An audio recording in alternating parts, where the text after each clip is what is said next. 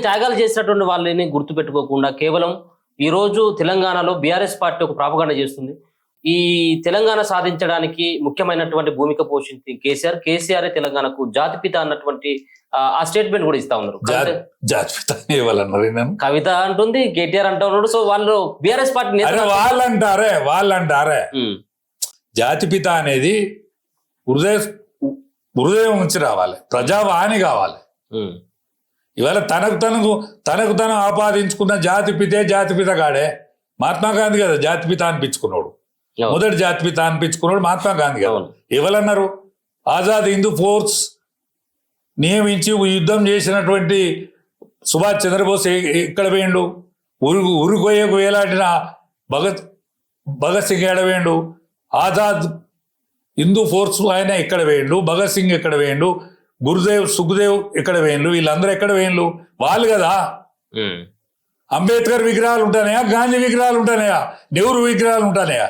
అంబేద్కర్ ఏం చేసిండు? పేద ప్రజానీకం కోసం తప్పించిండు. రాబోయే తరంలో కూడా ఎన్నడూ విప్లవం రావద్దు. విప్లవం అంటే ప్రజాస్వామ్య దేశంగా పరడిల్లాలే ఈ భూమి, భరత భూమి అని పరడిల్లాలనేటువంటి న్యాయశాస్త్ర కోవిదుడు ఏదైతున్నాడో ఆయన విగ్రహాలు పెడతాను కదా. ఇవాళ ఆయన ఏం చేసిండు? ఏవి మహాత్మా గాంధీ విగ్రహం కొత్తది పెడతానులా, ఇందిరాగాంధీ పెడతానులా, నెహ్రూది పెడతానులా. ప్రజలు గుర్తించేది వేరు, మనం అనుకునేది వేరు. మనం భుజాలు దర్చుకుంటే ఏమవుతుంది? ఇప్పుడు ఈ సావు అంచుల దాకా పోయిండు, సావు నోట్లే తలకాయ పెట్టి వచ్చిండు అంటారు. సావు అంచుకు పోయిన మాట నిజం, నిరాహార దీక్ష పట్టిన నిజం, జిలేన్ ఇది ఎక్కించిన మాట నిజం, శిలేన్ ఎక్కించిన మాట నిజం. ఆయన పక్కకే ఉన్నాం మేము 5 రోజులు జైలుకు పోయిన మాట నిజం. ఎక్కెక్కి పడిన శ్రీకాంతచారి చనిపోతాడన్న నాడు ఎక్కెక్కి పడి ఏడ్చిన మాట నిజం కేసీఆర్ గారు. మరి ఒప్పుకోవచ్చు కదా జాతిపితను, మరి అంతా చేసినటువంటి వ్యక్తిని వ్యతిరేకిస్తుంది. నేను వ్యతిరేకిస్తలేను. ఆయన కొన్ని తప్పులు చేస్తాడు. కవిత ఎవరు? కేటీఆర్ ఎవరు? మందులు ఇచ్చిన సంతోష్ ఎవడు? నీ పక్కబంటి ఉన్న వాళ్ళు మర్చిపోయినాం. అదే నీ పక్కబంటి ఉన్నారు కదా, 5 జైలు పోయినాం కదా మనం. నేనే కదా నేను ఒది పట్టుకొని నీ కళ్ళనీళ్ళు తుడిచింది రాజా యాదవ్ గాడే కదా. నువ్వు అది ఆ ముచ్చట కూడా చెప్పరాదు. రాజా యాదవ్ గారు నన్ను కళ్ళనీళ్ళు తుడిచిండు, అంతలేదా గొల్లరాజు గాడను అని రాదు. నేను ఏడ్చిన వాటి నిజం, ఆయన తుడిచిన వాటి నిజం అని రాదు. అంటే నాకు వచ్చేది ఏం లేదు. నీకు కావాల్సిన శాస్త్రం అయింది, ఇంకా కూడా అవుతుంది. అయినప్పుడు నీ దగ్గర ఎవరు ఉండరు, అప్పుడు ఇంకా ఎవరు ఉండరు. చెప్పిస్తున్నారా? ఖచ్చితంగా శపించుడు అంటే తపన. శపించుడు వేరు, తప్పించుడు వేరు. శపించుడు వేరు, తప్పించుడు వేరు. శాతగానోడు శపిస్తాడు, తప్పించుటోడు అర్థి బాధపడే బాధ ఎన్నడైనా నిజమవుతుంది. నేనే చెప్పిన నువ్వు ఓడిపోతానవు, ఎర్రగొల్లోడు ఏడ్చుకుంటే నీ పార్టీ నుంచి వెళ్ళిపోతాడు, ఎలువైన ఓడిపోతాడని ఈ రాజా యాదవ్ గాడే చెప్పిండు, అది నిజమైంది. ఇప్పుడు కూడా చెప్తానా, నీ కుటుంబ సభ్యులు చెట్టుకొకలు పుట్టకొకలే రోజు వచ్చింది. నీ పార్టీ కొంగలు దొక్కిన మడుగైతుంది, కుక్కలు చెప్పిన విస్తరైతుంది. నీ పార్టీకి ఒకే ఒక సీటు, పార్లమెంట్ సీట్ రాదని ఇదే రాజా యాదవ్ చెప్పిండు. రేపు రాబోయే రోజులలో నీ పార్టీకి అడ్రస్ ఉన్నది. నువ్వు దేశించి బయటికి పంపిన వాళ్ళందరూ రాజులు అవుతారు. ఆ రాజరికాన్ని చూసి, ఆ వైభోగాన్ని చూసి నువ్వు ఆరోగ్యంగానే ఉండాలి. అప్పుడు నీ దగ్గరికి వచ్చి నేను టైం పాస్ చేస్తా. కేసీఆర్ గారు అన్నా, నీ దగ్గర నేను టైం పాస్ చేస్తా అన్నా. మనం వెళ్ళగొట్టిన వాళ్ళందరూ రాజులైన్లు, నువ్వు ఇన్లే. నీ పిల్లలు ఆగమైన్లు. ఒక ఆమె జైళ్ళల్లో మగ్గెచ్చింది. ఇప్పుడు వాళ్ళని చూస్తే ఎవరు జాలి పడతలేరు. వాళ్ళు కనిపిస్తే గజ్జి కుక్క కంటే ఈనంగా చూస్తాను. సుమా వద్దన్నా, ఇటువంటి భావితరాలన్నా నిన్ను చూసి సోయి తెచ్చుకోవాలని చెప్తా. కసి ఉన్నట్టు బాగా నీకు కేసీఆర్ పైన కసి, జాలి ఉన్నది, కసి ఉన్నది, జాలి ఉన్నది. ఇంకేంటి జాలి? ఎందుకు ఇంకా జాలి అంటే ఆయన లోపల కొంత మంచితనం ఉన్నది, దానికోసం జాలి పడాలి కదా. నేను కసి ఉండాలి, ఎందుకంటే ఆయన చేసిన తప్పుల కోసం. ఈ రెండు ఉండాలి. నాకు ఉండకపోతే ఏమనుకుంటాయి? కెప్టెన్ సాబ్ పెద్ద మనిషి అయిపోయా, జయశంకర్ సాబ్ చచ్చిపోయా, నాయన్ నరసన్న చచ్చిపోయా, మా విజయరామారావు సాబు పాపం వాయిస్ లేనుడే. మరి నాకని ఉండద్దా ఇది? నాకు కూడా ఉండకపోతే ఎవరు లేనట్టుగా నేను మంచిగానే ఉండదు ఆరోగ్యంతో కనిపిస్తాను. యోగం లెక్కన ఉన్నారు కదా, ఏం కాదు. నేను చివరి దానికి ఉండాలి. ఎందుకంటే తెలంగాణ దిశ నిర్దేశంలో నేను సారథ్యం వహించాలి. నేను సారథిని కావాలి. రాబోయే కురుక్షేత్ర సంగ్రామంలో నేనే సారథి వహించాలి అనుకుంటానా.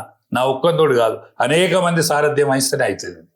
ఆనాడు తెలంగాణ కూడా అనేక మంది ప్రాణత్యాగం, పాట పాడినోడు, కవి, గాయకుడు, దెబ్బలు పడ్డోడు, దెబ్బలు తిన్నోడు, ప్రాణం తీసుకున్నోడు, వీళ్ళందరూ కలిస్తేనే తెలంగాణ వచ్చింది. ఆనాడు సుష్మా స్వరాజ్ గారు, పిన్నమ్మ, ఇవాళ ఎవరు మా బీజేపీలు కూడా యాద్ చెప్తలేరు, ఎందుకో భయపడతారు. ఆనాడు పిన్నమ్మ లేకపోతే వచ్చురా. ఆనాడు భయపడ్డది కదా సోనియా గాంధీ బిల్లు పెట్టడానికి.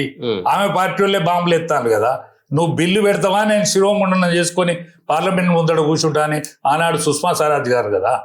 ఆనాడు విద్యాసాగర్జీ కదా రాజ్యసభ బిల్లులు పాస్ చేయించింది. మన విద్యాసాగర్ రావు కదా, చంద్రశేఖర్ రావు కాదు, విద్యాసాగర్ రావు బిల్లును పాస్ చేయించిండు. ఆ రోజు ఎందుకు పార్లమెంట్ లేడు మరి కేసీఆర్? ఆ రోజు ఏం చేస్తున్నాడు? మేము ఇద్దరం ఒకటే రూమ్ లో. ఆ రోజు ఇద్దరా? మేము ఇద్దరం ఒకటే రూమ్ లో. అన్న పోవే, ఆడ చర్చ జరుగుతుంది అన్న. నేను ఒక్క పోసి కానీ నేను పోతే ఒక్క ఊదు కాలది, పీరు లేవది. ఆమె గద్దించి లొల్లి పెడుతుంది. ఆమె బిల్లు కోసం ఆమె డిమాండ్ చేస్తుంది. మేము బిల్లు పెట్టాలి. ఆమె మీరా కుమారి దాన్ని బిల్లును ఆమోదింపజేయాలంటే ఆనాడు ముగ్గురు అమ్మలు కలిస్తే ముచ్చటగా తెలంగాణ వచ్చింది. అది రాజ్యసభలో పాస్ కాక ముందు పార్లమెంట్ లో పాస్ అయింది. ఆనాడు ఆర్థిక బిల్లు మీద అమెండ్మెంట్ చర్చ ఉండే. అద్వాని గారు కూడా అన్నారు విద్యాసాగర్ తోటి, అరే ఆర్థిక బిల్లు మీద అమెండ్మెంట్ చర్చ ఉన్నదయా, చర్చ ఉన్నది, అది కాదు అక్కడ పెండింగ్ అవుతుందని అద్వాని గారు అన్నాక పాపం ఉటావుటిన ఆయన మన డిఫెన్స్ మినిస్టర్ ఈనాడు పార్టీ అధ్యక్షుడు ఉండే రాజ్నాథ్ సింగ్ గారు దగ్గర పోయి విద్యాసాగర్జీ లొల్లి పెట్టిండు. విద్యాసాగర్ రావు లొల్లి పెడితే అరే నేను చెప్తానే అరుణ్ జైట్లీ చెప్తా పోను చెప్తా అంటే ఈయన రాలే. ఎవరు కేసీఆర్ మాషి రాలే. వినోద్ సార్ కేకే గారు వీళ్ళందరూ కలిసి బజలాడి తీసుకుపోయారు. నేనేం పడిపోయినా బజలాడి తీసుకుపోయాను. నేను పోయినా. పోతే ఈయనకు ఆశ లేదు, ఆశ లేదు. ఇక దాన్ని పట్టుకొని కొన్ని రోజులు నడుపుదాం.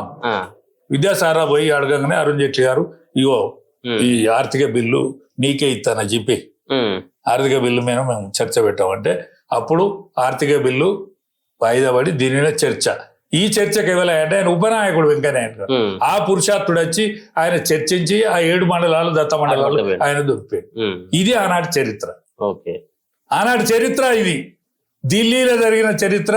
విద్యాసాగర్జీ నానా తంటాలు పడి నానా ఇబ్బంది పడి దీన్ని ఆమోదింపజేసిండు. ఈ మాట మాట్లాడరు.